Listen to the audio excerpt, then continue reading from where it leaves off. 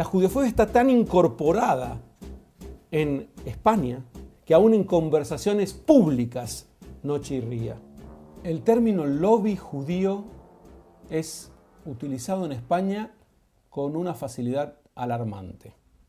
Después del 11 de septiembre, el mito de que los judíos estaban detrás fue muy popular en medios y en internet. Era cuestión de días hasta que alguien les atribuyera a los judíos también el atentado del 11 de marzo en Madrid. Y no tardó. Solo 10 días después del atentado, Juan Carlos Gea publicaba en un diario asturiano un reportaje que le atribuía a Israel la comisión del atentado.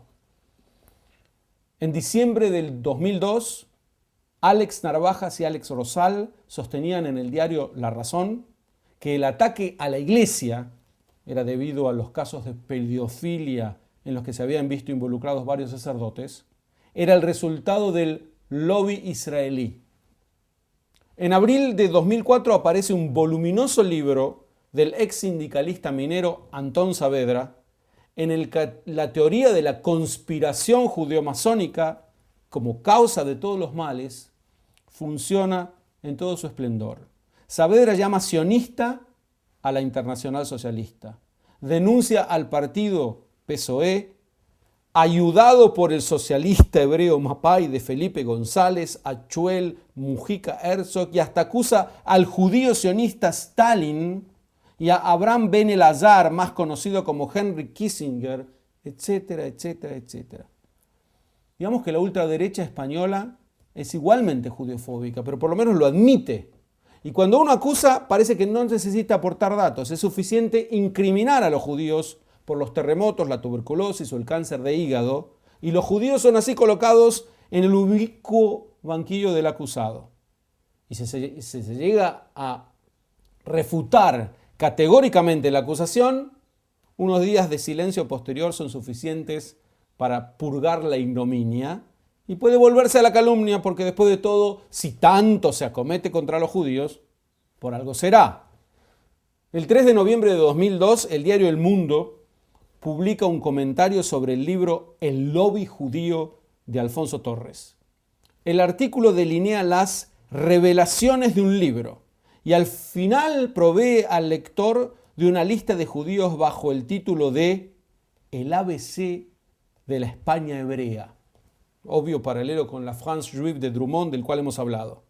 De acuerdo con el artículo, leo, están en la banca, la justicia, la hotelería, la construcción, el textil.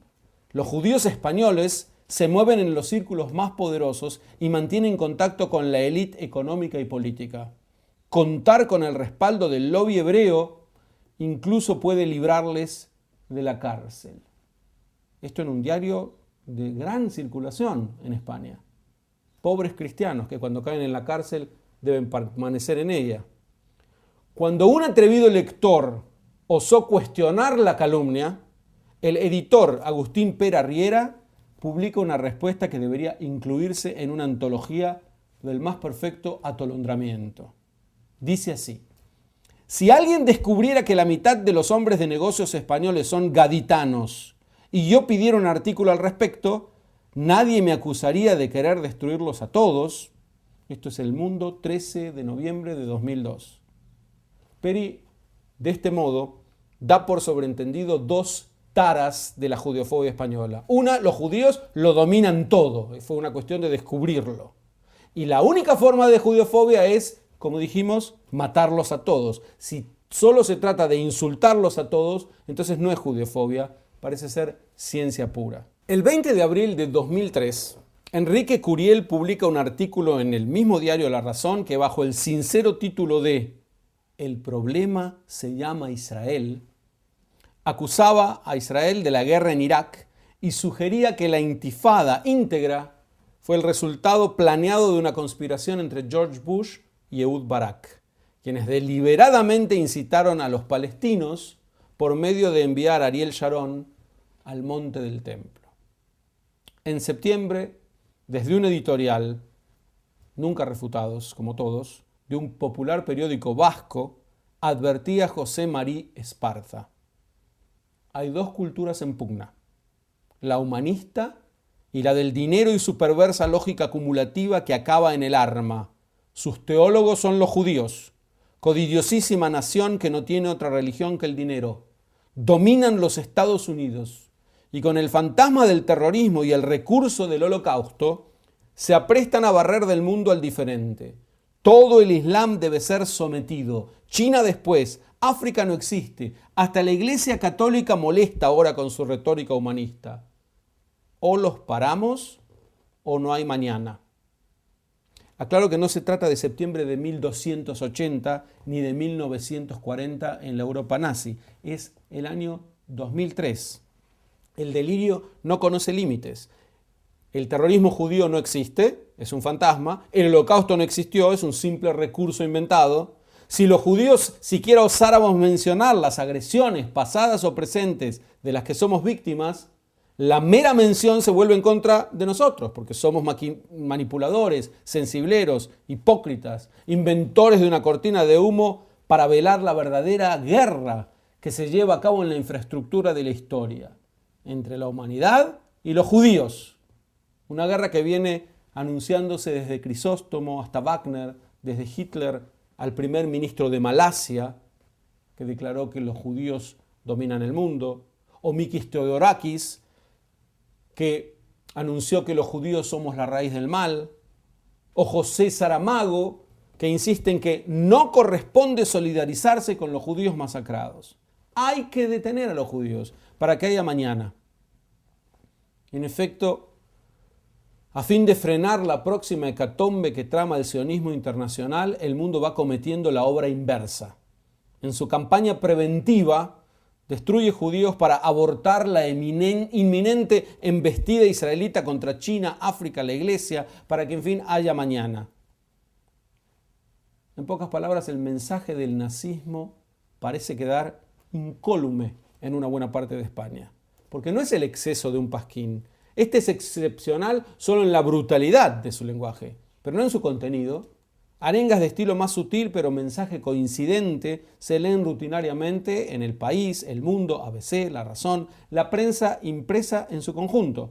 El mismo maniqueísmo de caricaturas de Miquel Ferreres, Gallego y Rey, Ventura y Coromina, que ilustran a los españoles. Los medios de España tienen pocas excepciones a la línea anti-israelí. Nunca Israel sale bien de noticia alguna, ni siquiera cuando se trata de informar acerca de un ataque contra niños judíos que viajan en un ómnibus. Desde la derecha, la judeofobia tiene un matiz católico. Por ejemplo, el diario ABC con frecuencia agrega el término venganza a casi toda acción defensiva de Israel. Y de este modo fortalece el prejuicio de muchos de sus lectores sobre la naturaleza vengativa de la religión judía. Israel es presentado como la fuente del mal, como una teocracia racista implantada por los Estados Unidos. En ese sentido, España no es diferente de Francia o Alemania, pero hay aspectos en que su actitud sobresale. La agrupación Amnistía Internacional España presentó en mayo de 2004 en Barcelona un informe del conflicto en que menciona solamente la parte palestina y pide del gobierno socialista que se distancie aún más de Israel.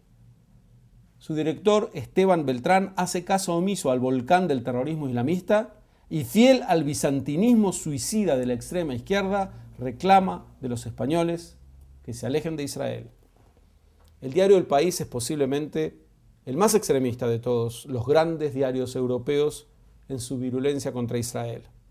Su editor de asuntos internacionales, Miguel Ángel Pasternier, frecuentemente publica vituperaciones del Estado judío, y el lenguaje del diario es lo que no deja dudas. Antes de las elecciones en Israel, la profesora universitaria Gema Martín Muñoz escribió que el premier Sharon planea la solución final de la cuestión palestina. Cuando Israel no es culpable, cuando la realidad no colabora suficientemente con los prejuicios, se procede a transformarla. Así fue el caso de Jenin, por ejemplo. El campo de entrenamiento de Hamas y Jihad, que incluyen ambos en sus plataformas que se debe asesinar judíos donde quiera que se encuentre, fue distorsionado a tal punto que se hablaba de la matanza de Jenin, el holocausto de Jenin, y cuando finalmente las Naciones Unidas demostraron que no hubo ni matanza, ni mucho menos, sino la lucha cuerpo a cuerpo entre soldados israelíes y terroristas armadas, los diarios sencillamente no mencionaron más el tema y que quedara flotando una nueva faceta de los mitos judeofóbicos. Una mise en scène similar ocurrió durante un programa de la TV1 el 4 de julio de 2003, durante el cual el actor Jorge Sanz se puso a llorar ante las cámaras presentando a los terroristas contra Israel como si fueran todos hombres nobles y heroicos y exigiendo que Israel termine con sus acciones criminales. Para fingir cierta ecuanimidad, mostraban asimismo el muro occidental, donde por toda explicación se decía: tíos y tías están separados. Uno de los más ruidosos judeófobos de la España de hoy es el abogado periodista Javier Nart, quien habla con frecuencia en los medios y encuentra en Israel el peor problema del mundo moderno. En una lid de ayatolas, osamas y regímenes fascistas y medievales, al único jefe de gobierno al que llama un animal, un criminal, es al judío. Lo hizo durante los encuentros de filosofía en Gijón, que llevó a cabo la Fundación Gustavo Bueno a mediados de 2003, en donde Javier Nart expuso aplomadamente su odio anti-israelí. Pero aquí también hay algo que podemos aprender de la judeofobia, porque apenas Nart escuchó la fácil refutación de sus argumentos, también de mi boca, estalló, como era de prever, y se negó a responder ninguna pregunta porque estoy cansado del discurso sionista.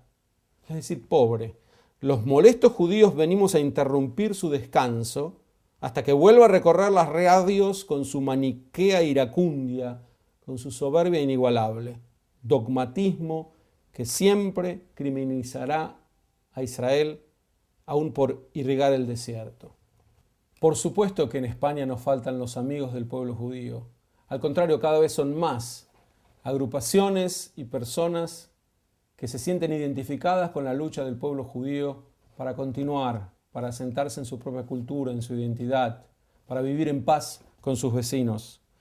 Ya Joseph Pla, en 1957, escribía un hermoso libro llamado Israel 1957, debido a su visita al país hebreo. Y ahí contrasta esta realidad que los medios presentan y nos dice Pla: la realidad es absolutamente contraria. Los árabes utilizan la propaganda para dar un aspecto oficial a la falsedad. Sus oficinas están basadas en los mismos principios que la del difunto Dr. Goebbels, del cual parecen los continuadores más acreditados. Los americanos y los ingleses saben que mienten, pero no dicen nada para evitar que los intereses del petróleo no sufran el menor obstáculo. Me pregunto si muchos españoles habrán leído el Hosana Israel, Salmo de Alegría, un poema que Rafael Alberti escribió cuando nacía el Estado de Israel.